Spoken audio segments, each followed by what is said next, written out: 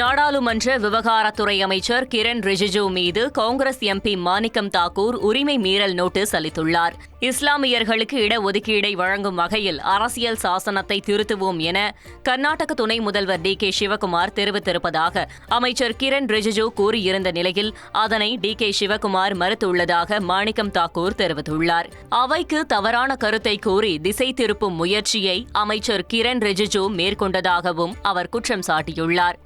ஹரியானாவில் விளையாட்டுத் துறையில் அர்ஜுனா விருது பெற்ற தம்பதியர் இருவரும் ஒருவர் மீது ஒருவர் காவல் நிலையத்தில் பரபரப்பு குற்றச்சாட்டை முன்வைத்துள்ளனர். அப்போது காவல் நிலையத்திற்குள்ளே கபடி வீரரான தனது கணவர் தீபக்கின் சட்டையை பிடித்து பிரபல குத்துச்சண்டை வீராங்கனை சவீதி போரா தகராறு செய்தார். கணவர் மீது மனைவி வரதட்சணை கொடுமை புகார் அளித்துள்ள நிலையில் தனது சொத்துக்களை மாமியார் அபகரித்து விட்டதாகவும் மனைவி தம்மை துன்புறுத்துவதாகவும் கணவர் புகார் அளித்துள்ளார்.